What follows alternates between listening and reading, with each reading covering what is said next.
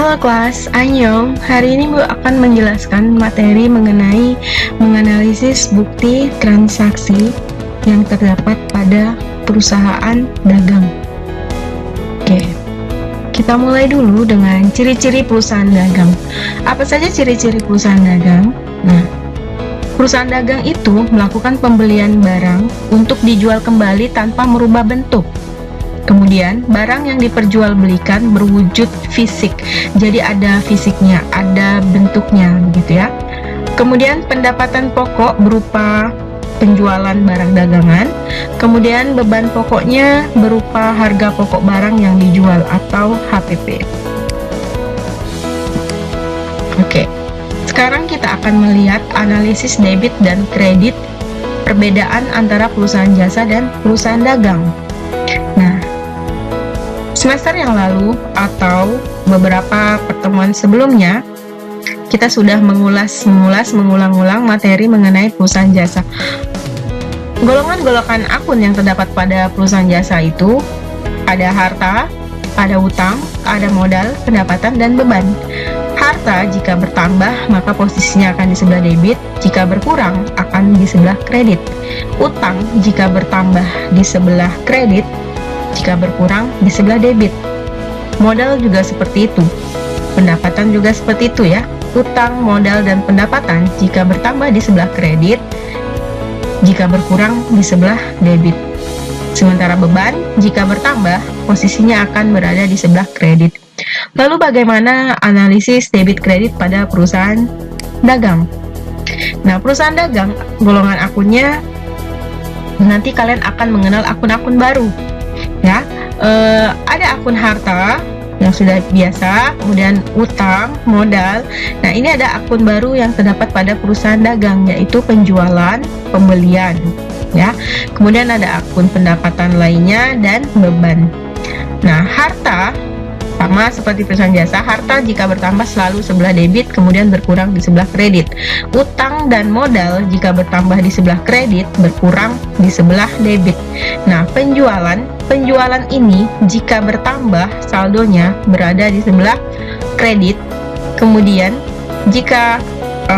pembelian jika bertambah maka saldonya akan berada di sebelah debit. Pendapatan lainnya sama dengan perusahaan jasa. Jika bertambah maka di sebelah kredit, jika berkurang di sebelah debit. Kemudian beban jika bertambah di sebelah debit dan berkurang di sebelah kredit. Ini adalah akun-akun baru yang akan kalian pelajari pada perusahaan dagang. Tuh. Kita lanjut pada transaksi pembelian. Nah, pembelian yang dilakukan oleh perusahaan dagang meliputi pembelian aktiva ataupun barang dagangan, baik yang dilakukan secara tunai maupun yang secara kredit. Bukti transaksi pembelian secara tunai berupa nota, sedangkan pembelian secara kredit dapat berupa faktur. Pada waktu pembelian, biasanya perusahaan terikat pada syarat penyerahan barang maupun syarat pembayarannya. Apabila terdapat barang dagangan yang cacat atau yang rusak dalam pengiriman atau tidak sesuai dengan pesanan, maka barang akan dikembalikan yang disebut dengan retur pembelian, atau barang tidak dikembalikan tetapi dikurangi harganya atas persetujuan penjual yang disebut dengan pengurangan harga. Oke, kita lihat contoh transaksinya atas pembelian tadi. Nah, tanggal 5 Juli dibeli separtai barang dagangan dari toko mandiri secara tunai. Ya, dibeli separtai barang dagangan kepada toko mandiri secara tunai seharga 2 juta.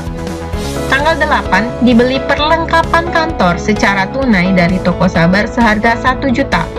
Yang pertama itu adalah yang dibeli barang dagangan, yang kedua perlengkapan kantor.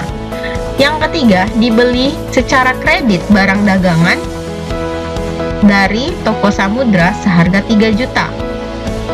Kemudian faktur nomor 12. Kemudian dibeli peralatan kantor secara kredit dari PT Berdikari seharga 10 juta. Nah, di sini kalian bisa lihat perbedaan pembelian yang dilakukan oleh PT ini ya. Pertama dibeli barang dagangan namun secara tunai. Yang kedua, dibeli perlengkapan kantor secara tunai. Yang ketiga, dibeli lagi perlengkap barang dagangan namun secara kredit.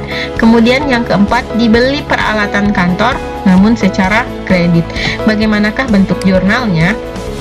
Nah, jika dimasukkan ke dalam jurnal umum, maka analisisnya akan menjadi seperti berikut ya.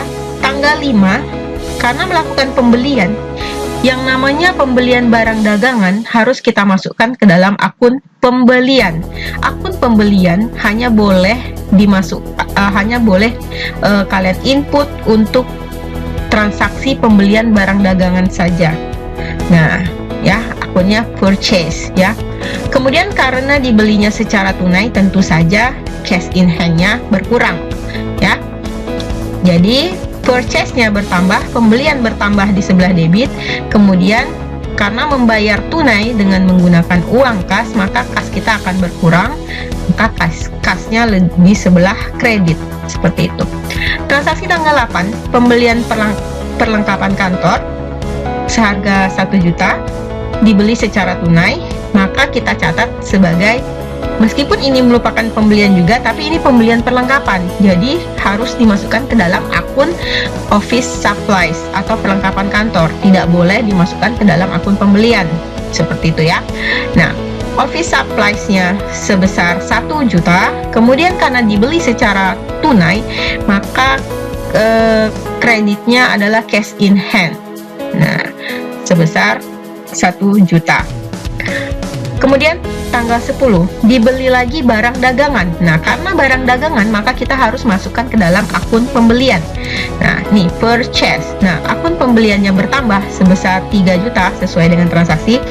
Karena kita belinya secara kredit, otomatis akan menimbulkan utang. Makanya utang kita akan bertambah, account payable ya. Utang kita bertambah di sebelah kredit, seperti itu. Dan yang terakhir, dibeli peralatan kantor. Peralatan kantor harus dicatat ke dalam akun peralatan kantor ya, office equipment ya. Karena dibelinya secara kredit, maka akan menimbulkan atau menambah hutang kita, sehingga masuk ke dalam account payable sebesar 10 juta. Seperti itu untuk penjelasan pembelian barang dagangan, perlengkapan kantor atau peralatan kantor, baik secara tunai ataupun secara kredit.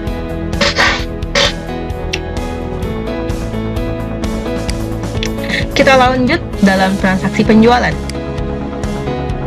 Barang dagangan yang sudah dibeli tentu saja akan dijual kembali tanpa merubah bentuknya, sehingga perusahaan memperoleh pendapatan dari hasil penjualan tersebut. Nah, ini kan kita udah sering ya, kalian yang mempunyai usaha all shop, jual baju, sepatu, tas. Nah, kalian membeli tas dari orang lain, dari pihak yang lain, kemudian kalian jual kembali kepada konsumen kalian. Nah, itu kan tidak merubah bentuk, seperti itu ya. Kemudian bukti transaksi penjualan barang dagangan dapat berupa nota jika dilakukan secara tunai, namun dapat berupa faktur jika penjualannya dilakukan secara kredit. Nah, demikian pula dalam syarat penyerahan barang ya. Syarat penyerahan barang, jika terjadi kerusakan, maka barangnya bisa dikembalikan. Kerusakan atau cacat atau tidak sesuai dengan pesanan, maka dapat dikembalikan, sehingga akan menimbulkan akun baru yang disebut dengan retur penjualan. Nah, atau atas persetujuan pembelinya, perusahaan dapat memberikan pengurangan harga, seperti itu. Bagaimana contoh transaksinya? Kita lihat. Nah, tanggal 15 Juli, dijual separtai barang dagangan kepada Tuan Gumelar secara tunai. Dijual separtai barang dagangan secara tunai. Kemudian tanggal 17, dijual barang dagangan kepada Toko Ratna secara kredit. Nah, di sini ada contoh penjualan barang dagangan yang dilakukan secara tunai dan kredit. Penjualan barang dagangan akan menimbulkan akun penjualan atau disebut dengan sales ya. Ketika kita menjual barang dagangan secara tunai, tentu saja uang kas kita akan bertambah, sehingga kas di sebelah debit sebesar 5 juta. Kemudian penjualan kita juga akan bertambah. Penjualan bertambah di sebelah kredit sebesar 5 juta. Seperti itu. Sementara tanggal 17, Karena kita menjualnya secara kredit, tentu saja kita tidak menerima uang, tapi kita mencatat sebagai piutang atau account receivable. Nah, sebesar atau bertambah sebesar 15 juta.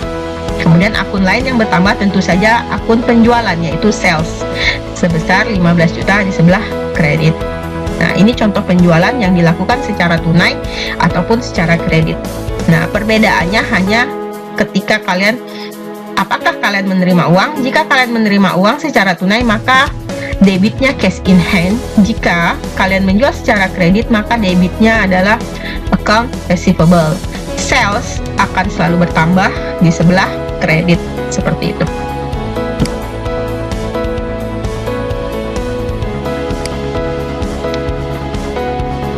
Kemudian transaksi pengembalian barang yang sudah dibeli, gitu ya.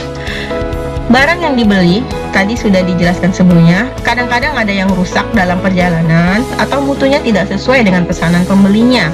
Untuk barang tersebut biasanya dapat dikembalikan kepada penjual atau atas persetujuan penjualnya barang tidak dikembalikan tetapi akan diberikan pengurangan harga. Kejadian atau transaksi seperti ini akan dicatat dalam akun retur pembelian atau pengurangan harga. Nah, akibat transaksi di atas, maka utang dagang perusahaan akan berkurang atau uang yang telah dibayarkan akan dikembalikan, begitu ya. Kita lihat transaksinya, contohnya bagaimana. Oke. Tanggal 13, dikembalikan sebagian barang dagangan yang dibeli dari toko mandiri sebesar tanggal 5 Juli yang lalu secara tunai seharga 300, ya. Dikembalikan sebagian barang dagangan yang dibeli dari toko mandiri pada tanggal 5 Juli. Kita sudah belanja dengan toko mandiri tanggal 5, namun begitu barang nyampe ternyata barangnya ada yang tidak sesuai dengan pesanan kita, maka kita kembalikan. Jumlah yang kita kembalikan itu tidak semua, tapi separuh dari barang yang kita beli. Misal tadinya kita beli sebesar 3 juta, mungkin barang yang rusak atau yang tidak sesuai atau yang cacat sebesar 300.000, maka itulah yang kita kembalikan. Nah, karena tadinya kita belinya secara tunai, otomatis nanti akan ada pengembalian kas kita secara tunai. Nah, kemudian kita contohkan tanggal 14, dikembalikan sebagian barang dagangan yang dibeli dari toko Samudra secara kredit karena rusak.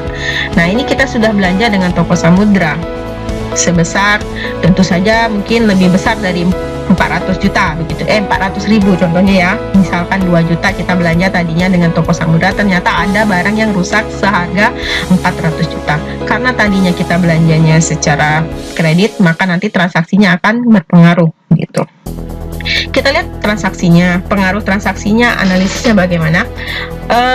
Karena di awal tadi sudah Ibu jelaskan, kita tadinya melakukan pembelian secara tunai, otomatis uang kita akan dikembalikan, gitu ya. Maka ketika ada pengembalian uang, kas kita akan bertambah sejumlah uang yang dikembalikan, yaitu 300.000. Kreditnya apa? Kreditnya adalah purchase return and discount, karena ini merupakan transaksi yang terjadi karena adanya pengembalian barang yang sudah kita beli. Nah, purchase return and discount bertambah di sebelah kredit, dan ini akan berbanding terbalik ya dengan akun purchase. Kalau purchase di sebelah debit bertambah, kalau purchase return and discount di sebelah kredit jika bertambah. Begitu. Sementara tanggal 14 kita juga melakukan pengembalian barang, tapi barang yang kita kembalikan itu tadinya kita sudah belanjanya secara kredit. Nah, jadi tentu saja yang akan berkurang dalam catatan akuntansi kita tentu saja utang kita, gitu ya. Karena kita tadi beli secara kredit, kita punya utang, barangnya rusak, barangnya kita kembalikan, tentu saja utang kita akan berkurang. Nah, utang kita berkurang sebesar yang sudah kita kembalikan, yaitu sebesar 400.000. Utang berkurang, posisinya di sebelah debit. Kemudian purchase return and discount di sebelah kredit sebesar 400 juta. Seperti itu. Jadi pengembalian barang yang sudah kita beli ini disesuaikan dengan transaksi sebelumnya. Apakah kita melakukan pembelian secara tunai ataukah kita melakukan pembelian secara kredit. Begitu.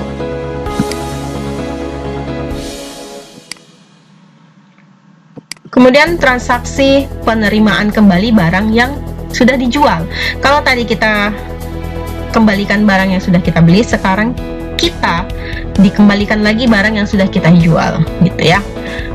Kadang-kadang barang yang sudah dijual ada sebagian yang dikembalikan oleh pembelinya karena rusak atau tidak sesuai dengan pesanan, seperti itu. Tetapi bisa juga atas persetujuan pembelinya, maka yang dikembalikan itu nanti akan mempengaruhi pengurangan harga. Nah, transaksi di atas akan mengakibatkan akun piutang dagang berkurang atau uang yang sudah dibayarkan oleh pembeli akan dikembalikan lagi. Nah, maka akan dicatat sebagai akun retur penjualan dan pengurangan harga. Kita lihat transaksinya.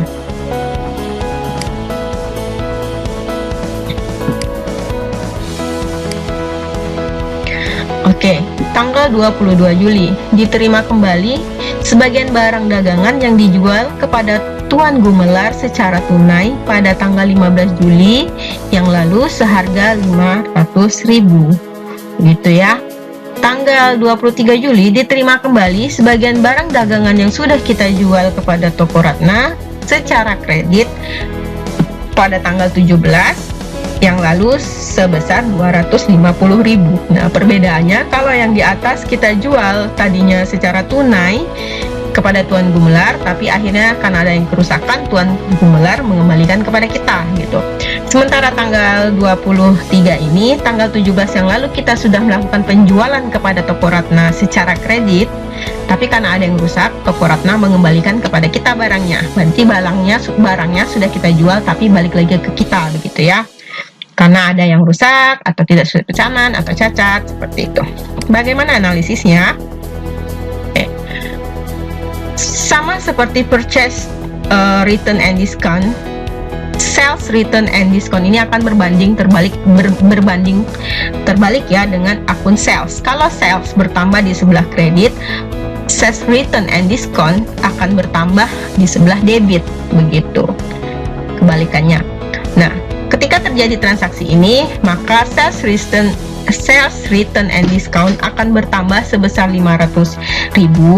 Kreditnya apa? Kreditnya cash in hand, berarti uang kas kita berkurang karena tadinya kita sudah jual, kita udah terima uang cashnya, tapi karena barangnya dibalikin lagi, otomatis uangnya juga kita harus kembalikan kepada pembeli, begitu, sehingga uang kas kita akan berkurang sejumlah transaksi, yaitu sebesar 500.000. Kemudian tanggal 23 ini adalah penjualan secara kredit. Jadi pada saat terjadi sales return and discount, yang akan berpengaruh adalah account receivable karena kita belum menerima uang dari pembeli karena kita menjualnya secara kredit. Maka piutang dagang atau account receivable Toko Ratna akan berkurang sebesar 250. Nah ya, debitnya tentu saja sales return and discount sebesar 250. Sales return and discount posisinya jika bertambah di sebelah debit, seperti itu.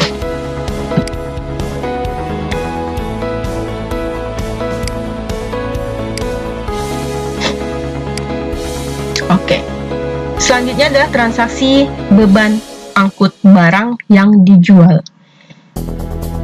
Ketika kita melakukan penjualan, tentu saja ada biaya angkut barang yang dijual. Nah, bisa ditanggung oleh pembeli atau penjualnya, tergantung pada syarat penyerahan barang yang disetujui. Jika biaya tersebut ditanggung oleh penjual, maka akan dicatat pada akun beban angkut penjualan. Transaksi ini akan dicatat dalam jurnal umum pada beban angkut penjualan di sisi debit dan akun kas di sisi kreditnya. Kita lihat contoh transaksinya.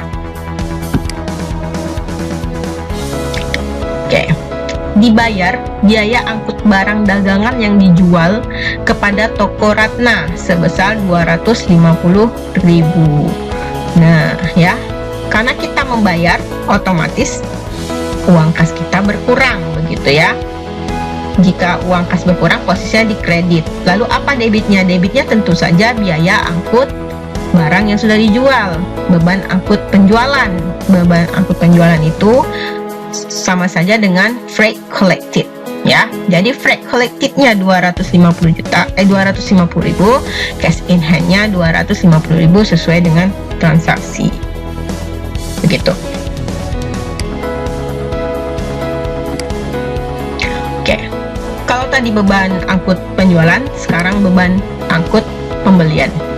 Oke, beban angkut barang yang dibeli harus ditanggung oleh pembeli atau penjual tergantung pada syarat penyerahan barang. Jika pembeli yang harus menanggung, maka akan dicatat dalam akun beban angkut pembelian.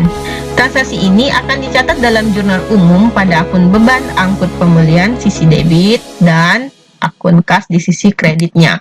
Contoh transaksinya bagaimana? Oke.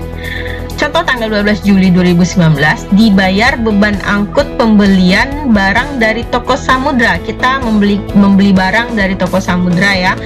Maka beban angkutnya sebesar 500.000 itu menjadi tanggung jawab kita. Maka jurnalnya cash in hand, karena kita yang bayar, tentu saja kas kita berkurang, cash in hand-nya 500, debitnya itu pasti beban angkut penjualan. Jadi debitnya beban angkut penjualan atau freight paid sebesar 500.000, cash in hand berkurang sebesar 500.000. Seperti itu.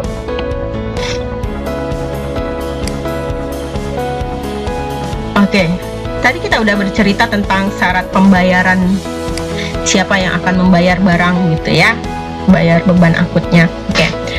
Penyerahan barang dagangan yang telah dijual merupakan perpindahan hak dari penjual kepada pembelinya. Oleh karena itu harus diatur secara jelas sebab menyangkut beban yang akan timbul setelah barang tersebut diserahkan. Apakah menjadi tanggung jawab penjual atau jadi tanggung jawab pembeli? Oke. Syarat penyerahan barang ada dua. Yang pertama, FOB shipping point atau free on board shipping point. FOB shipping point disebut juga perangko gudang penjual. Dalam syarat ini, kepemilikan barang akan berpindah tangan ke penjual ke tangan pembeli setelah barang dikeluarkan dari gudang penjual. Syarat tersebut di atas berarti segala beban dan resiko yang terjadi selama pengangkutan dari gudang ke penjual sampai ke gudang pembeli ditanggung oleh pembeli. Nah, dengan demikian, jika suatu transaksi pembelian atau penjualan barang yang disertai syarat FOB shipping point, maka akan menimbulkan akun beban angkut pembelian, karena ini akan menjadi tanggung jawab si pembeli. Begitu ya. Contoh transaksinya, toko sembako pada tanggal 10 Februari 2019 membeli barang dagangan dari PT Ritonga seharga 4 juta dan ongkos kirim sebesar 400.000. Nah, ini ongkos kirim dengan syarat penyerahan barang FOB shipping point. Nah, kita lihat tadi syarat FOB shipping point berarti menjadi tanggung jawab pembeli gitu ya, sehingga akan menimbulkan akun beban angkut pembelian gitu. Jurnalnya bagaimana? Kita membeli barang 4 juta, purchase tentu saja ya, pembelian sebesar 4 juta. Pembeliannya bertambah sebelah debit. Kemudian beban angkut pembelian akan timbul, akan bertambah di sebelah debit juga sebesar 400.000 ini ya. Kemudian account payable, utang, karena kita belinya secara kredit begitu ya, maka timbullah utang, sehingga utangnya jadi 4.400.000 karena ada pembelian tadi 4 juta ditambah dengan beban angkut pembeliannya 4 juta, sehingga sehingga utang kita jadilah 4.400.000 begitu.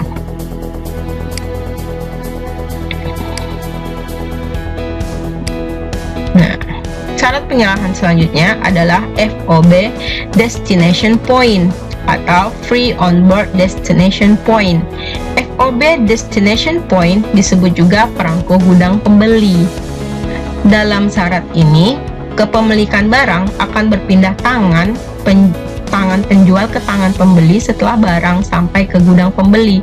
Syarat tersebut berarti segala beban dan resiko yang terjadi selama pengangkutan dari gudang penjual ke gudang pembeli menjadi tanggung jawab pihak penjual. Dengan demikian, maka jika ada penjualan yang disertai dengan syarat FOB Destination Point, maka akan menimbulkan akun beban angkut penjualan. Contoh transaksinya: PD Sidodadi menjual barang dagangan kepada toko sejati sebesar pada tanggal 13 Februari sebesar 3 juta dengan biaya angkut 300.000 secara tunai dengan syarat penyerahan barang. Dari sini dijelaskan syarat penyerahan barangnya FOB Destination Point. Jika ada syarat seperti ini, maka akan menimbulkan beban angkut penjualan, begitu ya. Karena kita menjualnya secara tunai, otomatis kita akan menerima uang cash in hand 2.700.000, kemudian freight collected-nya 300, sales-nya 3 juta, begitu ya.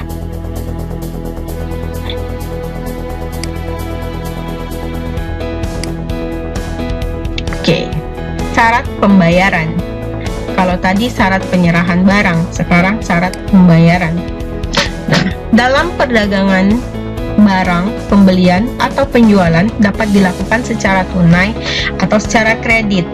Jika dilakukan secara kredit, maka cara pembayarannya diatur dengan jelas dalam suatu syarat pembayaran.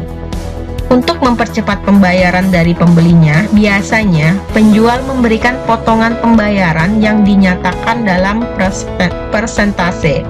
Nah, dalam batas waktu tertentu yang disebut dengan jangka waktu potongan.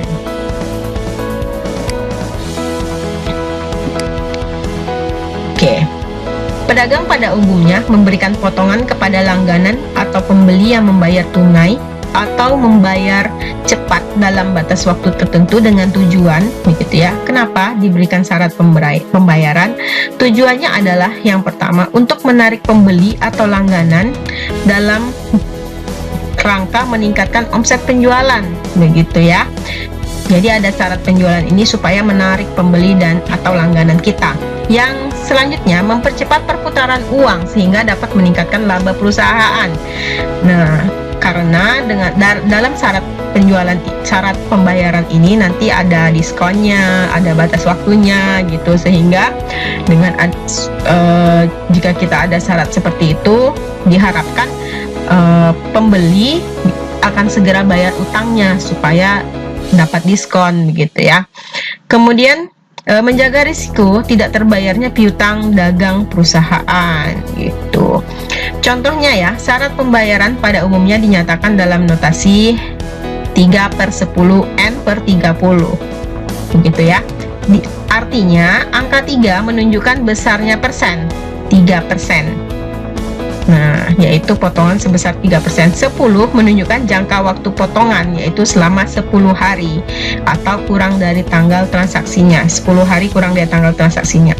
Kemudian N/30 bahwa jangka waktu atau batas kreditnya hanya sampai 30 hari. Jadi, jika ada syarat pembayaran 3/10 N/30, artinya jika dia membayar dalam jangka waktu ini, maka pembeli akan mendapatkan persen potongan sebesar 3% jika dibayar dalam jangka waktu 10 hari ini. Dan batas pembayaran selama 30 hari. Contohnya,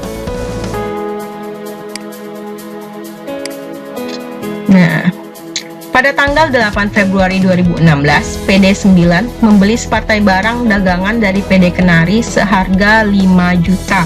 Syarat pembayarannya 2/10 N/30. Nah, berarti mendapat 2% jika dibayar dalam 10 hari, jangka waktu pembayaran 30 hari. Gitu ya.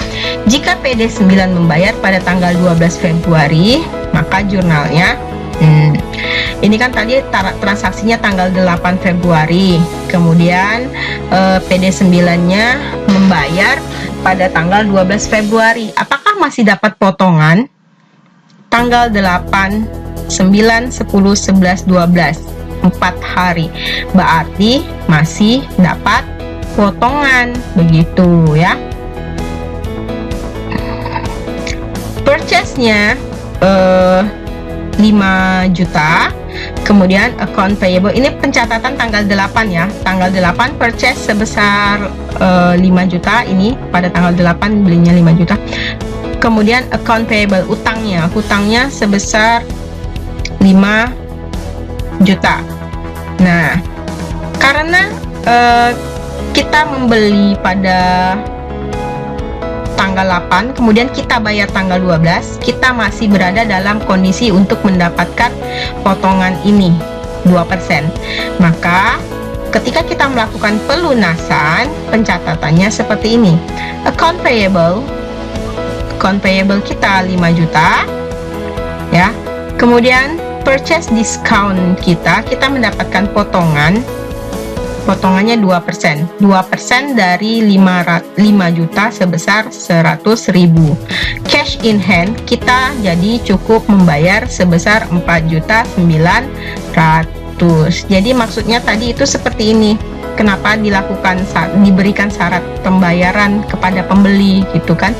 Jika kita membeli barang, tentu saja kita ingin mendapatkan diskon supaya kita bayarnya lebih sedikit dari transaksi begitu. Kalau kita bayarnya lebih dari 10 hari, tentu saja kita tidak dapat diskon 2% ini. Otomatis kita harus bayar full sebesar 5 juta. Seperti itu ya. Oke, begitulah penjelasan untuk materi analisis transaksi pada hari ini. Semoga kalian paham. Jika ada yang kurang paham, boleh kalian tinggalkan komentar di bawah. Oke, selamat belajar. Terima kasih.